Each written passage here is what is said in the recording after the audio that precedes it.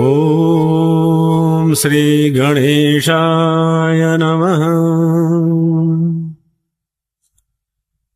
यं ब्रह्मा वरुणेन्द्ररुद्रमरुतः स्तुन्वन्ति दिव्यैस्तवैर्वेदैः साङ्गपदक्रमोपनिषदैर्गायन्ति यं सामगाः।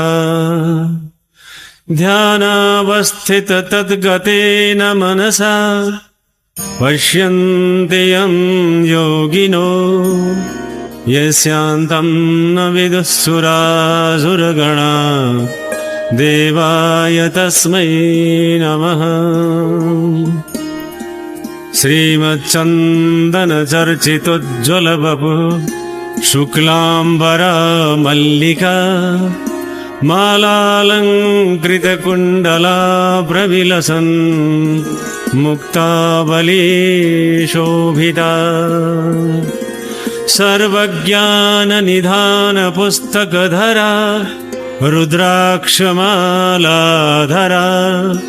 वाग्देवी वदनाम्बुजे वसतु मे त्रैलोक्यमाता चिरम्।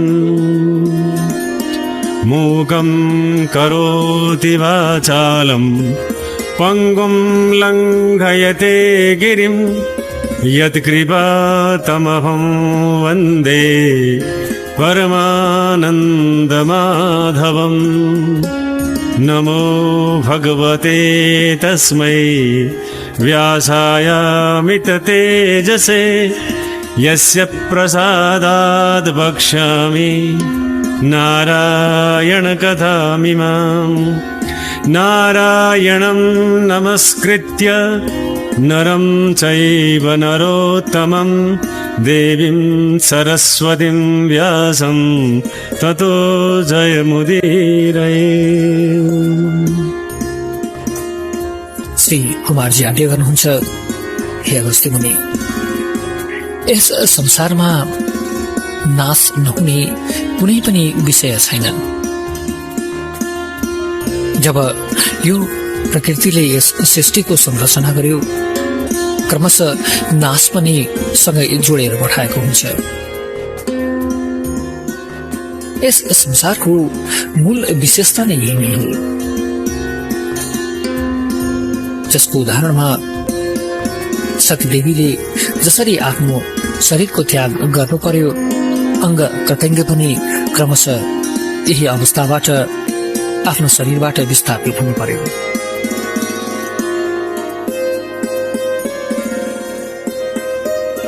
तब अगस्त्य मुनि जो सतीदेवीको अङ्ग पतनको प्रसङ्ग सुनिरहेका थिए, दुवै हात जोडी बडो श्रद्धाका साथमा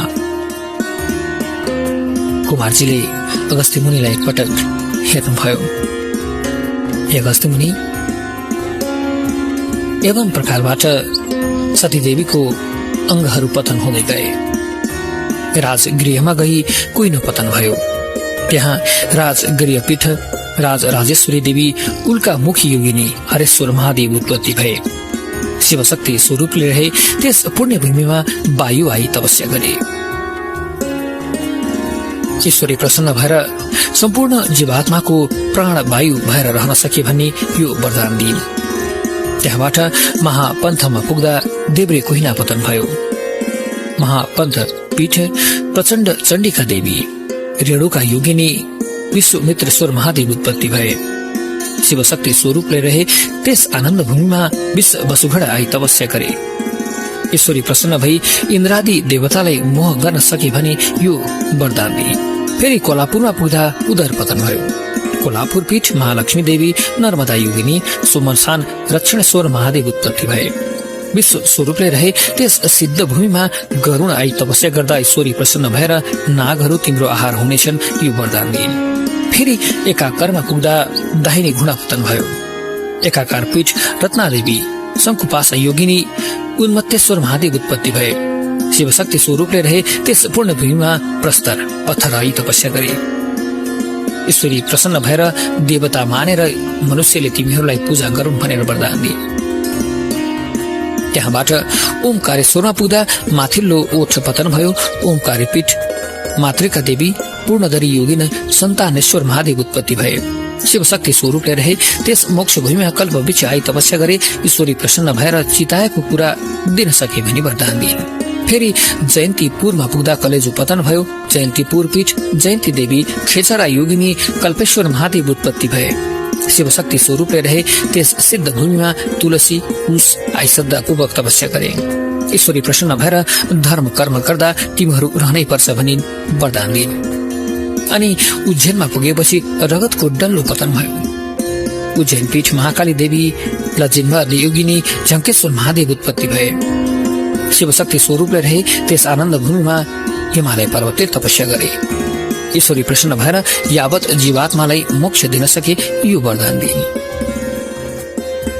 फेरि चरित्रपूर्व पुग्दा दाहिनी कान पतन भयो। चरित्रपुर पीठ सुवर्णेश्वरी देवी चित्रवर्णा योगिनी वायव्येश्वर महादेव उत्पत्ति भए। शिवशक्ति स्वरूपले रहे त्यस शान्त भूमिमा योगिनी गणले तपस्या गरे। ईश्वरी प्रसन्न भएर तिमीहरू सदैव योगीको फल दिन समर्थ भए भने यो वरदान दिए। हे अगस्त्य मुनि, फेरि सिरिकापुरमा पुग्दा भुँडी पतन भयो। सिरिकापुर पीठ युगादय देवी कलंका योगिनी सहस्रेश्वर महादेव उत्पत्ति भए। शिवशक्ति स्वरूपले रहे त्यस पुण्य भूमिमा मातृका गण आई तपस्या गरे। ईश्वरी प्रसन्न भएर स्थानको अधिपति हुन सके भनी वरदान दिए। तब हस्तिनापुरमा गई दाहिने कुम पतन भयो। हस्तिनापुर पीठ चण्डेश्वरी देवी कोटरा योगिनी मुसुखारेश्वर महादेव उत्पत्ति भए। शिवशक्ति स्वरूपले रहे त्यस वीरभूमिमा सुदर्शन चक्र आई तपस्या गरे। ईश्वरी प्रसन्न भएर संहारकर्ता हुन सके भनी यो वरदान दिए। फेरि उड्डियानमा पुग्दा शिर पतन भयो। उड्डियान पीठ विकला देवी पिङ्गला योगिनी यक्षेश्वर महादेव उत्पत्ति भए। शिव शक्ति स्वरूपले रहे त्यस मोक्ष भूमिमा हनुमान आई तपस्या गरे। ईश्वरी प्रसन्न भएर रामको सेवक बनेर लंका डढाउन सके भने यो वरदान दिइन्। फेरि प्रयागमा पुगेपछि फोक्सो पतन भयो। प्रयाग पीठ सिंह जंगा योगिनी महेन्द्रेश्वर महादेव उत्पत्ति भए। शिव शक्ति स्वरूपले रहे त्यस आनन्द भूमिमा 10 अवतारले गई तपस्या गरे। ईश्वरी प्रसन्न भएर सत्य त्रेता द्वापर र कलिमा दुष्ट दैत्यहरूको संहार गर्न सके भनी वरदान दिए। फेरि विश्वमा पुग्दा मृगोल पतन भयो। विश्वपीठ झङ्केश्वरी देवी झङ्काली योगिनी कुण्डलेश्वर महादेव उत्पत्ति भए। शिवशक्ति स्वरूपले रहे त्यस कर्मभूमिमा विश्वकर्माले तपस्या गरे। ईश्वरी प्रसन्न भएर तिम्रो कीर्ति चन्द्र सूर्य रहेसम्म रहिरहोस् भनी वरदान दिए। मायापुरी हरिद्वारमा गई फियो पतन भयो। मायापुर पीठ महादेवी चञ्चलाक्षी योगिनी तपस्वेश्वर महादेव उत्पत्ति भए। शिवशक्ति स्वरूपले रहे त्यस मोक्ष भूमिमा 64 लिङ्गले तपस्या गरे। ईश्वरी प्रसन्न भएर स्वयम्भू लिङ्ग भएर रहन सके यो वरदान दिए। तब मल्लगिरीमा पुग्दा कोहिनो पतन भयो। मल्लगिरी पीठ मल्लिका देवी कनक जीवा योगिनी उमेश्वर महादेव उत्पत्ति भए। शिवशक्ति स्वरूपले रहे त्यस पुण्य भूमिमा वन आई भूत प्रेत पिचासले तपस्या गरे। ईश्वरी प्रसन्न भएर तिमीहरू सधैँ मेरो नजिकमा रहे यो वरदान दिए। फेरि शेरपुरमा गई तालु पतन भयो। शेरपुर पीठ महादेवी अष्टवक्रा योगिनी योगेश्वर महादेव उत्पत्ति भए। शिवशक्ति स्वरूपले रहे त्यस सत्य भूमिमा सत्यले तपस्या गरे। ईश्वरी प्रसन्न भएर सत्यमा रहन सक्ने जतिलाई उद्धार गर्न सके भने यो वरदान दिए। श्री कुमारजी आगे गर्नुहुन्छ, हे अगस्त्य मुनि, यस पछाडि हर्षगिरीमा पुग्दा आसन पतन भयो। हर्षगिरी पीठ वज्रेश्वरी देवी कमला योगिनी धर्मदुश्वेश्वर महादेव उत्पत्ति भए। शिवशक्ति स्वरूपले रहे त्यस शुद्ध भूमिमा कलिले तपस्या गरे। ईश्वरी प्रसन्न भएर मनुष्यको बुद्धि भ्रष्ट गर्न समर्थ भए यो वरदान दिए। तत्कालदेखि यो प्रसङ्ग चल्दै आयो। जब कलि उत्पन्न हुन्छ तब मनुष्यको बुद्धि भ्रष्ट हुन्छ। अनि नीलगिरीमा पुग्दा मुकुट पतन भयो। नीलगिरी पीठ सरला योगिनी आनन्देश्वर महादेव उत्पत्ति भए। शिवशक्ति स्वरूपले रहे त्यस पुण्य भूमिमा सूर्य आदि ग्रहले तपस्या गरे। ईश्वरी प्रसन्न भएर लाभ हानिको फल प्रदान गर्न सके यो वरदान दिए। फेरि मेरुगिरीमा गई सुशी स्थान पतन भयो। मेरुगिरी पीठ पूर्णादेवी कपाली योगिनी जीवापतेश्वर महादेव उत्पत्ति भए। शिवशक्ति स्वरूपले रहे त्यस आनन्द भूमिमा नागहरू आई तपस्या गरे। ईश्वरी प्रसन्न भएर तिमीहरूको शरीर अगम्य होस् भनी वरदान दिए। महेन्द्राचलमा पुग्दा तिग्रा पतन भयो।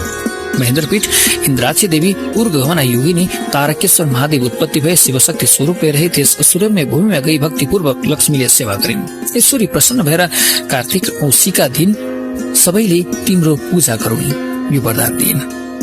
फेरि बानरपुरमा गएर देब्रे तिग्रा पतन भयो। बानरपुरमा गएर देब्रे तिग्रा पतन भयो। बानरपुर पीठ कामेश्वरी देवी भेरुण्डा योगिनी वेदान्तेश्वर महादेव उत्पत्ति भए। शिवशक्ति स्वरूपले रहे त्यस आनन्द भूमिमा कमल आदि पुष्प हाएर तपस्या गरे। ईश्वरी प्रसन्न भएर पूजाकालमा तिम्रो मान होला भनी वरदान दिइन्। फेरि हिरण्यपुरमा पुग्दा सुत स्थान गर्भस्थान पतन भयो। हिरण्यपुर पीठ रत्नेश्वरी देवी त्रिपुरेन्दा योगिनी नारेश्वर महादेव उत्पत्ति भए। शिवशक्ति स्वरूपले रहे त्यस पुण्य भूमिमा आई सरस्वतीले तपस्या गरिन्।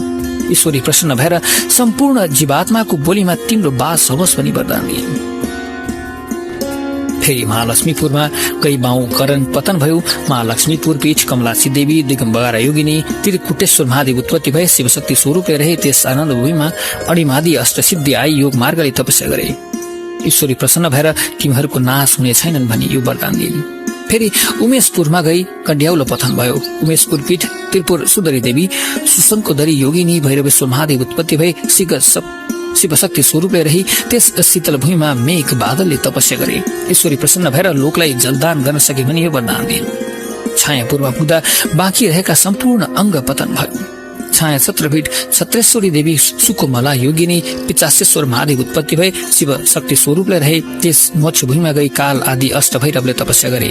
ईश्वरी प्रसन्न भएर मातृका गणको अधिपति भए भनी वरदान दिइन्। हे अगस्त्य मुनि, यस्तै तरहले जहाँ जहाँ सती देवीको अङ्ग पतन भयो त्यहाँ त्यहाँ एउटा पीठ उत्पन्न भयो। सबै पीठको संख्या जम्मा 7.5 करोड छ। मैले तिमीलाई संक्षेपले केही पीठको वर्णन सुनाए। यी पीठहरू मध्ये एउटाको मात्र पनि कसैले श्रद्धापूर्वक दर्शन गरे मनकामना पूरा हुन्छन्, यसमा सन्देह नमान। यस प्रकार श्री कुमारजीले अगस्त्य मुनिलाई सतीदेवीको अङ्ग पतनको बारेमा वर्णन गर्नुभयो। इति श्री स्कन्द पुराणे केदारखण्डे माघ महात्म्ये कुमार अगस्त्य संवादे श्री स्वस्तानी परमेश्वर्या व्रत कथा सतीदेव्या अङ्ग प्रत्यङ्ग पतन स्थाने पीठ उत्पत्ति वर्णन नाम।